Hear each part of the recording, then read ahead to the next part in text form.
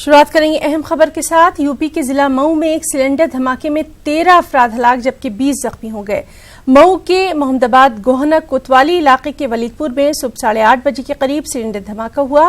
पूरा मकान जमीन बोस हो गया। पड़ोस के कई मकानों में दरारें आ गई।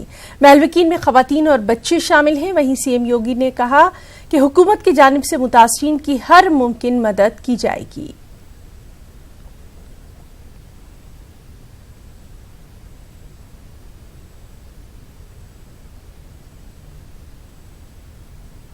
सुप्रीम कोर्ट के आईनी बेंच के सामने मुस्लिम फरीक के वकील राजीव धवन ने बेंच से सवाल किया कि क्या वजह है कि जो भी सवाल पूछे जाते हैं वो मुस्लिम फरीक से ही पूछे जाते हैं। और राजीव धवन के इस बयान पर जस्टिस JS विद्यानाथन ने एतराज जताते हुए कहा कि ऐसे बयान से परहेज किया जाना चाहिए, ये गैर जरूरी है। अपने दलाइल पेश करते हुए राजीव धवन ने कहा कि ASI की रिपोर्ट में मंदिर इन्हदाम करने का कोई जिक्र नहीं है। ताला खुलने के बाद भी हिंदुओं का वहां पर कब्जा नहीं रहा। हिंदुओं के पास सिर्फ पूजा करने का हक था। इस पर जब जस्टिस SA बोबडे ने कहा कि अगर हिंदुओं के पास इबादत का हक था तो ये आपकी मिल्कियत के दावे को खत्म करता है। और जस्टिस बोबडे के इस बयान की तरदीद करते हुए धवन ने समझाने के अंदाज में कहा कि मैं जमीन का मालिक हूं और अगर कोई मुझसे कहे कि क्या मैं हाथ धो सकता हूं और मैं उसकी दरख्वास्त मान लेता हूं, बस ये मामला ऐसा ही है। राजीव धवन ने कहा कि ये मामला किस्से कहानियों वाला नहीं है, ये मामला हकीकी बुनियादों पर है। आर्कियोलॉजिकल सर्वे एक साइंस है और जो हिंदू फरीक जिक्र कर रहे हैं वो किस्से कहानियों की बुनियाद पर है।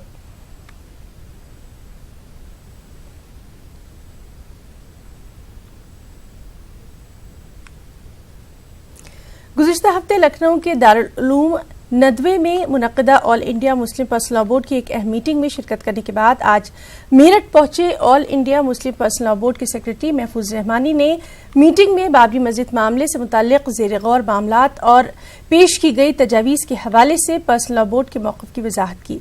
न्यूज़ 18 उर्दू से खास बातचीत में महफूज रहमानी ने मुतनाज़ अराज़ी पर हक छोड़ देने के कुछ मुस्लिम दानिशवरों की तजवीज़ को भी तनकीद का निशाना बनाया।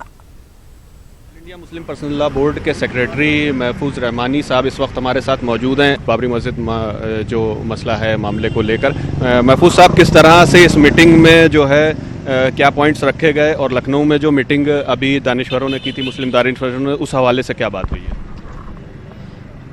जहाँ तक मुस्लिम पर्सनल लॉ बोर्ड की मीटिंग की बात है, हमने ये बात तय की है कि बाबरी मस्जिद का मामला सुप्रीम कोर्ट में है और ये टाइटल सूट का मुकदमा है।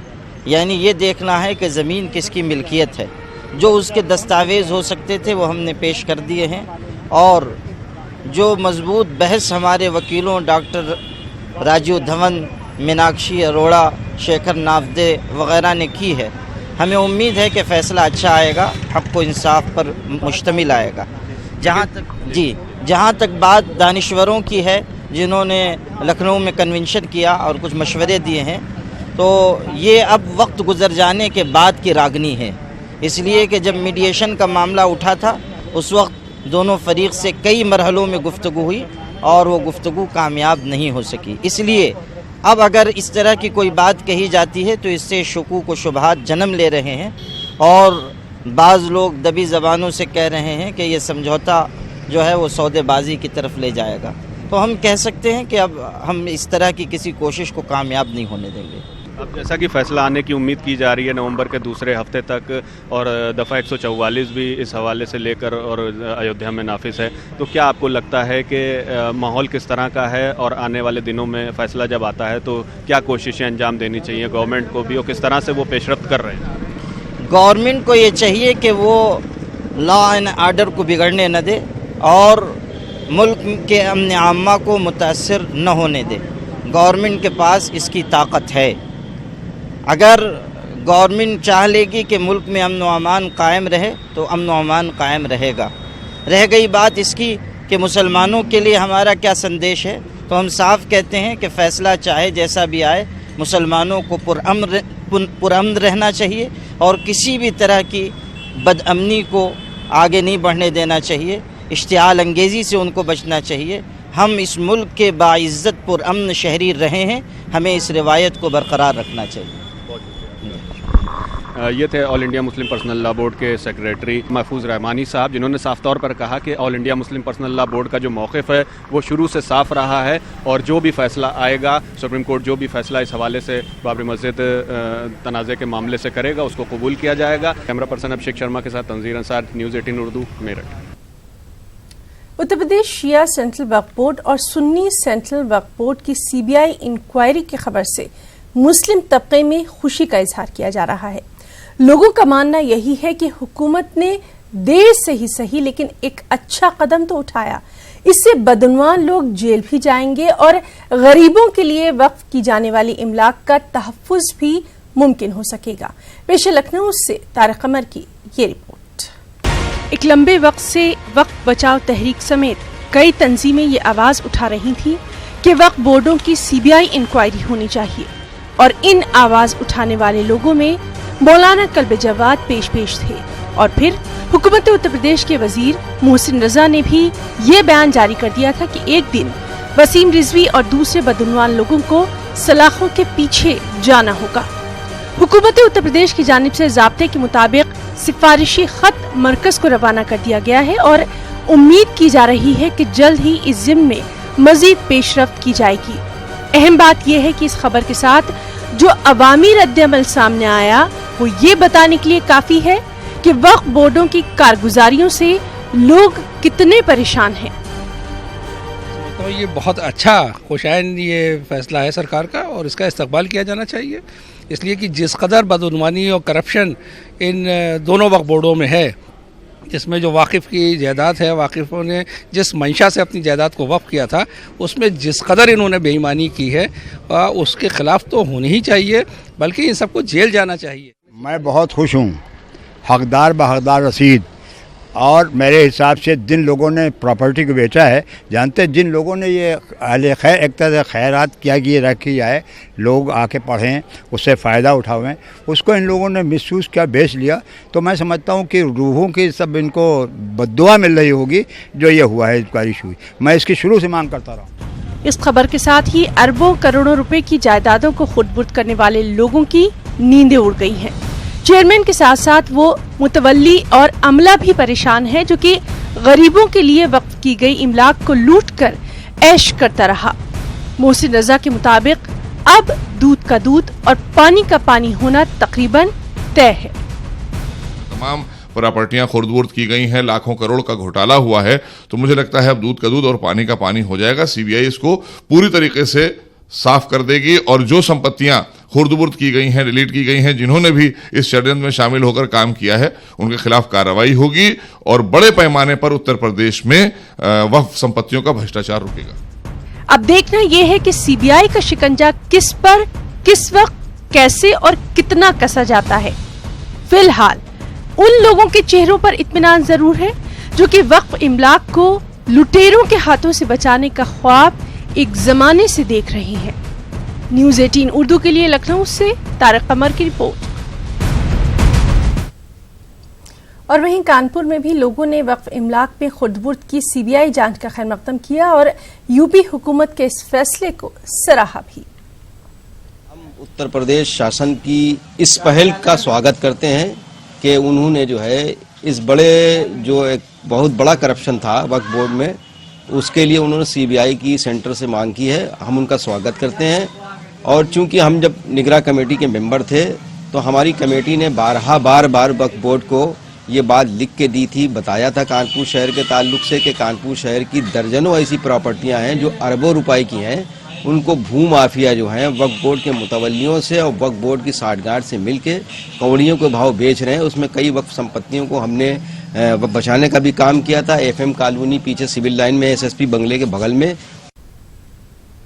यूपी में एनआरसी लागू किए जाने के मुतालबे को लेकर सुर्खियों में रहे मेरठ कैंट असेंबली हलके से बीजेपी एमएलए सत्यप्रकाश अग्रवाल ने अब मेरठ शहीद स्मारक में 1857 की जंग आज़ादी के 2 शोहदा स्वामी महावीर और धन सिंह कोतवाल के मुजस्मे को नस्ब करने का यूपी हुकूमत से मुतालबा किया। लेकिन हैरत की बात है कि 1857 की पहली जंग आज़ादी में मेरठ और मगरबी यूपी के 85 मुजाहिदीन आज़ादी में से 52 मुस्लिम शोधा में सत्य प्रकाश अग्रवाल ने किसी एक भी मुस्लिम मुजाहिद आज़ादी के नाम की तजवीज़ तक पेश करने की ज़रूरत महसूस नहीं की।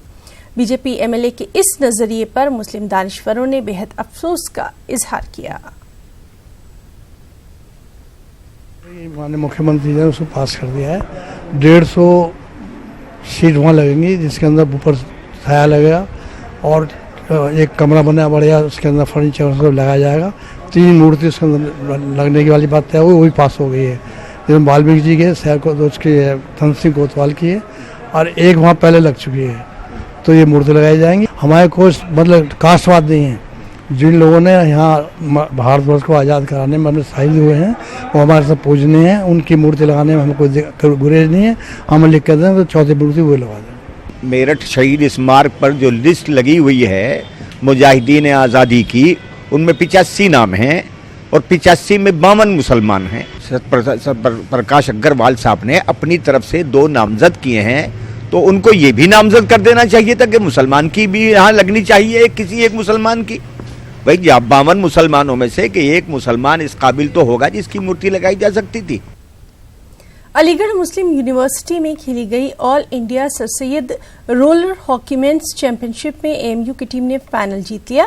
फाइनल मुकाबला एएमयू की टीम और सिंगनूर की टीम के दरमियान खेला गया, जिसमें एएमयू ने सिंगनूर 2-4 से शिकस्त दी। बड़ी तादाद में लोग इस तारीखी लम्हे के गवाह बने। वाज़ेह रहे कि सर सैयद की याद में एएमयू में हफ्ते भर प्रोग्राम मुनक्किद करके उन्हें खिराज पेश किया जा रहा है। इसी के तहत एएमयू ओल्ड बॉयज और यूनिवर्सिटी खेल कमेटी की जानिब से ऑल इंडिया रोलर हॉकी का इनेकाद किया गया, जिसमें मुल्क भर से 13 टीमों ने शिरकत की थी। तो सारा क्रेडिट जो जाता है वो मेरी टीम को जाता है और मैं खुशकिस्मत हूँ कि मैं उस टीम का कप्तान हूँ। एक अच्छी एक दर्शाता है कि हम स्पोर्ट्स में भी इतना ही आगे हैं जितना हम पढ़ाई में आगे हैं, और हम ताकि हर जगह अपने स्पोर्ट्स में और अपनी एएमयू का नाम ऊंचा करें। मेरा सरकार से एक अपील है कि वो इसको प्रमोट करे, इसको अच्छे से बढ़ाने की कोशिश करे, उनको अच्छी डाइट प्रोवाइड करे, उनको अच्छी एजुकेशन दे, ताकि वो और जॉब्स क्रिएट करे उसके लिए, ताकि वो अपने देश का नाम खेल की दुनिया में बढ़ा सके। ये अभी तो मेरा इंटरनेशनल खेल कर रहा था, मैंने अंडर 19 टीम से, अभी तो चल रहा है, अभी चलते हैं, अभी देखते हैं क्या होता है आगे, और अच्छा खेलेंगे तो ऐसी टीम में बने रहेंगे। नेशनल लेवल का टूर्नामेंट हम लोगों ने कराया है, इसमें सहयोग ओल्ड बॉयज़ एसोसिएशन का रहा है, उनके साथ मिलकर जॉइंटली ऑर्गेनाइज करा है। इसमें ऑल इंडिया लेवल का टूर्नामेंट है। काफ़ी दूर दूर से टीमें आई थी, तमिलनाडु, कर्नाटका, हरियाणा, पंजाब और इवन काफ़ी दूर दूर से टीमें आई थी, और सभी टीमों ने काफ़ी अच्छा यहाँ पर महसूस करा और काफ़ी अच्छा गेम दिखाया। और अलीगढ़ से वो काफ़ी खुश होकर जा रहे हैं, ख़ासतौर से एएमयू से काफ़ी खुश होकर जा रहे हैं। यहाँ पर उनको काफ़ी अच्छी तरह डील करा गया, काफ़ी फैसिलिटी।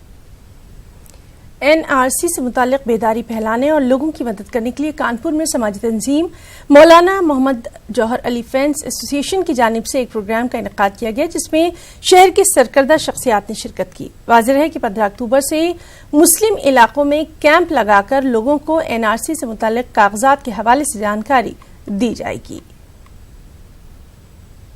अक्टूबर से 15 नवंबर तक शहर कानपुर के 16 स्थानों पर एनआरसी सहायता केंद्र खोलेंगे, जहां पर हम क्षेत्रवासियों को, कानपुर की जनता को एनआरसी का सही मतलब बताने का काम करेंगे। तो हम लोगों ने कोशिश ये करी है कि आम जनता को ये बताएं कि सरकार किस तरीके के डॉक्यूमेंट्स चाह रही है और उनको किस तरीके से कंप्लीट करना है, उसमें हम लोगों की मदद करें। जमात इस्लामी हिंद की जानिब से कुरान के पैगाम को आम करने के लिए एक मुहिम चलाई जा रही है। इसके तहत गैर मुस्लिमों तक कुरान के पैगाम को पहुंचाने की कोशिश है। कानपुर में भी इसी तरह के खास प्रोग्राम का इनेकाद किया गया। इसमें जमात इस्लामी हिंद के सेक्रेटरी मोहम्मद इकबाल मुल्ला ने कुरान के पैगाम पर रोशनी डाली।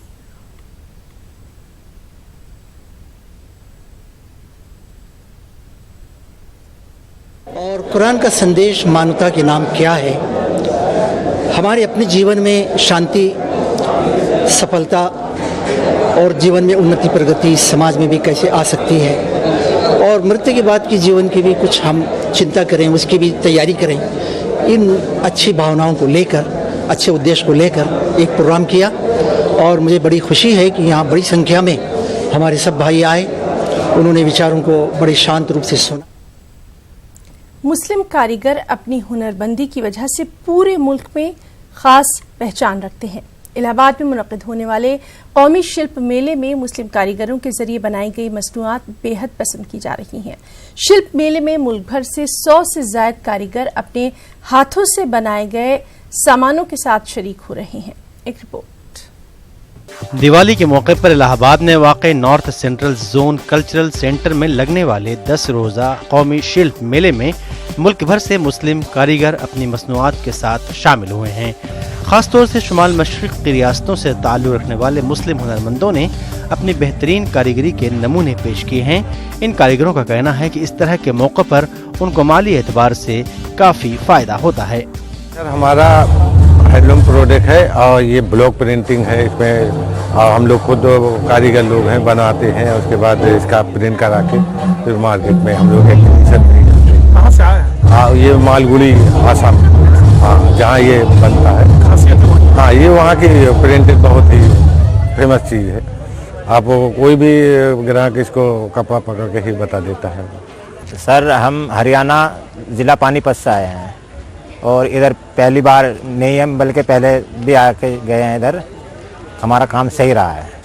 बिहार मदरसा एजुकेशन बोर्ड की तश्कील के बाद पटना में बोर्ड की पहली मीटिंग मुनक्किद की गई। 5 सितारा होटल में मुनक्किदा इस मीटिंग में चेयरमैन के जरिए लिए गए तमाम फैसलों को बोर्ड के मेंबरों ने रद्द कर दिया। चेयरमैन के इशारे पर उनके लोगों ने मीटिंग के कवरेज से मीडिया को रोकने की कोशिश की। उधर बोर्ड के मेंबरों ने चेयरमैन की तानाशाही पर शिकंजा कसते हुए तमाम काम को बोर्ड से मंजूर कराने की सख्त हिदायत दे डाली। आप देखिए पटना से महफूज आलम की एक खास रिपोर्ट। मुझे इजाजत दें, आदाब। बिहार मदरसा एजुकेशन बोर्ड की ये पहली मीटिंग है। चेयरमैन बनते ही अब्दुल कय्यूम अंसारी ने बोर्ड के मेंबरान की मंजूरी के बगैर मदरसों के ताल्लुक से कई ऐसे फैसले किए जिस पर पूरी रियासत में हंगामा हो गया।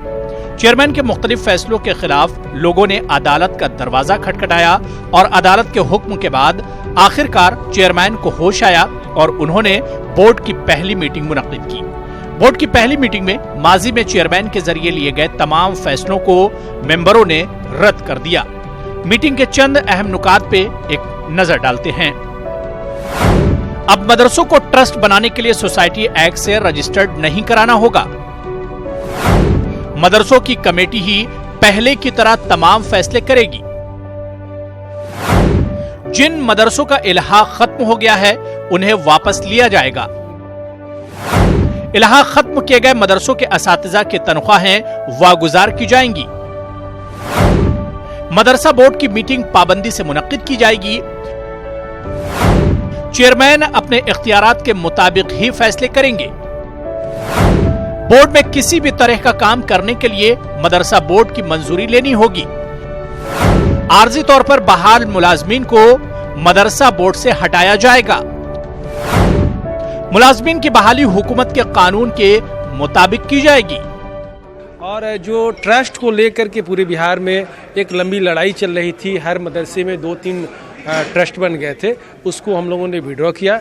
जिस पे सबसे अच्छी बात यह है कि चेयरमैन ने भी उस पर सिग्नेचर किया और टोटल मेंबर 12 मेंबर ने रिजोल्यूशन पे सिग्नेचर किया। मदरसा कमेटी का गठन के उपरांत मदरसा बोर्ड द्वारा उसकी जांच की जाती थी। जांच के बाद वो जो है उसको अप्रूवल वगैरह दिया जाता था। उसी तरह से कमेटियों का जो है गठन अप्रूवल का काम चलेगा, वो ट्रस्ट वाले मामले को। और उसके अलावा कुछ मदरसे का इल्हाकनामा वापस लिया गया था, उसको भी वापस किया गया। मदरसों के असातिज़ा तलबा को पेट भरने के लिए भले ही जद्दोजहद करनी पड़ती हो, लेकिन पटना में मदरसा बोर्ड की मीटिंग 5 सितारा होटल में मुनक्किद। एक प्लेट खाने पर कई सौ रुपये खर्च किए गए और मजा ले लेकर खाना खाया गया। सूप के साथ बिरयानी और चिकन मटन का भी इंतजाम था। जब इस सवाल को मदरसा बोर्ड के मेंबर और सुन्नी वक्फ बोर्ड के चेयरमैन से न्यूज़ 18 ने पूछा तो उन्होंने ये जवाब दिया। इसका मैंने जो है सो एहतजाज किया है, विरोध किया है कि ये मदरसा बोर्ड वो ज़कात, इमदाद, अतिया से चलता है। इस पैसे को इस तरह से मिसयूज़ ना किया जाए कि किसी 5 स्टार होटल में हमने आज पुरजोर इसकी मुखालफत की है। ऐसा आइंदे से इंशाअल्लाह नहीं होना चाहिए। चेयरमैन इस मीटिंग से थोड़े मायूस नजर आए। मीडिया का सामना नहीं करना चाहते थे, लेकिन हिम्मत करके जब मीडिया के सवाल का जवाब देने आए तो पहले ही सवाल पर बिदक गए। जब उनसे पूछा गया कि कैसे अपने रिश्तेदारों को बहाल कर लिया तो कैमरा छोड़कर भागने लगे। बहाली का इशू जो था कि बहाल आपने किया था मदरसा बोर्ड में, तो इन्होंने कहा वो बहाली का मसला है, ये नहीं उधर आउटसोर्सिंग से बहाली मैंने क्या किया।